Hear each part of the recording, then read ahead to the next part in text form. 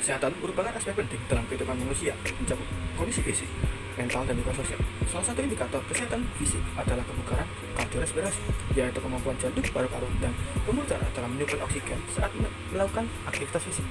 Fungsi kardiorespirasi yang baik mendukung aktivitas harian dan mencegah penyakit-penyakit kronis seperti hipertensi dan gangguan pernafasan. Dalam hal ini, konsep wellness menjadi sangat relevan, yaitu gaya hidup yang sehat, yang bersifat preventif dan berkelanjutan. Salah satu bentuknya adalah olahraga rutin yang terbukti meningkatkan fungsi kardiorespirasi. Bapak Marianto menjadi contoh nyata penerapan wellness, di mana kebiasaannya berolahraga secara rutin berdampak positif terhadap sistem pernafasannya. Aktivitas yang konsisten memperkuat otot pernafasan, otot jantung, meningkatkan kapasitas paru, dan memperlancar sirkulasi oksigen. Studi kasus ini menunjukkan bahwa gaya hidup aktif berperan penting dalam menjaga dan meningkatkan kualitas kesehatan kardiorespirasi. Faktor resiko pada penyakit kardiovaskuler lansia terbagi menjadi dua, yaitu yang pertama faktor resiko yang tidak dapat dirubah dan faktor resiko yang dapat dirubah. Faktor resiko yang tidak dapat dirubah yang pertama yaitu ada usia. Semakin bertambahnya usia, jantung mengalami perubahan struktural dan fungsional seperti berkurangnya elastisitas dan penebalan otot jantung serta penurunan fungsi katup dan kapasitas pompa jantung. Yang kedua yaitu jenis kelamin.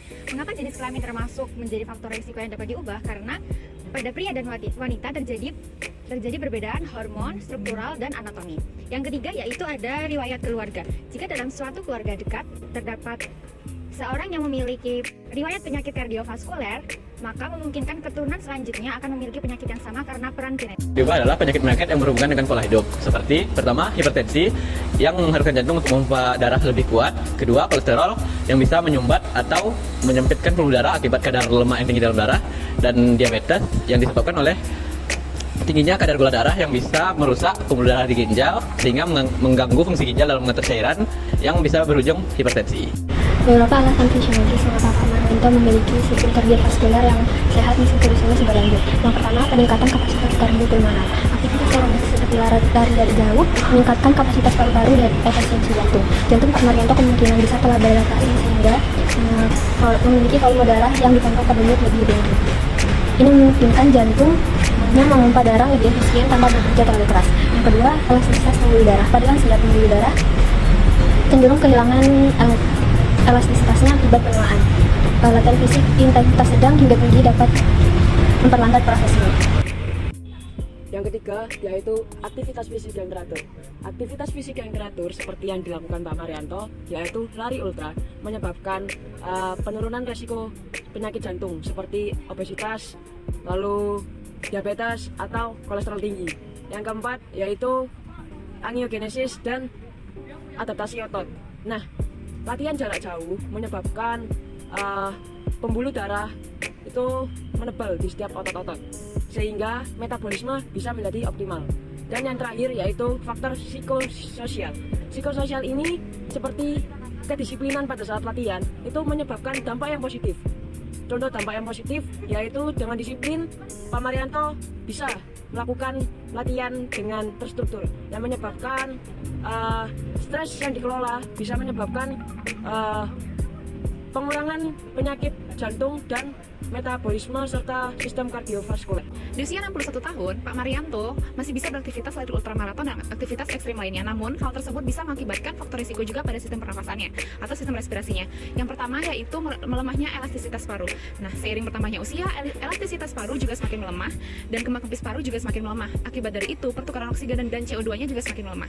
Kemudian, faktor risiko yang kedua yaitu turunnya kontraksi dari otot-otot diafragma. Kontraksi dari otot-otot diafragma bila kita semakin tua atau lansia itu juga akan berkurang dan makanya kebanyakan lansia itu mengalami gangguan sesak nafas atau sulit bernafas pada sistem respirasinya. Yang ketiga ada penurunan kapasitas vital paru-paru atau FVC. Nah, penurunan kapasitas vital paru-paru ini menyebabkan cadangan pernafasan berkurang sehingga pada lansia akan lebih mudah sesak nafas dan juga lelah setelah melakukan aktivitas berat. Kemudian yang keempat ada melemahnya refleks batuk. Pada lansia, sistem pusat perifer akan mengalami penurunan sensitivitas sehingga tubuh akan kesulitan untuk membersihkan saluran pernafasan. Nah, kemudian yang kelima ada peningkatan volume residu paru-paru. Pada lansia, volume residu paru-paru ini akan meningkat sehingga pada pengisian udara oleh paru-paru tidak bisa dilakukan secara optimal. Penyebab Pak Marianto tetap memiliki sistem respirasi yang baik. Yang pertama yaitu rajin berolahraga. Latihan aerobik seperti maraton akan menyebabkan otot menjadi lebih kuat. Perbaikan fungsi otot, terutama pada otot pernapasan, akan menyebabkan pernapasan lebih efisien pada saat istirahat.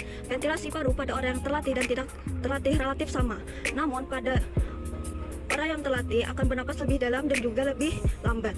Hal ini menyebabkan oksigen yang digunakan pada kerja otot pada proses ventilasi akan berkurang, sehingga pada kadar oksigen yang sama, otot yang terlatih akan lebih efektif kerjanya.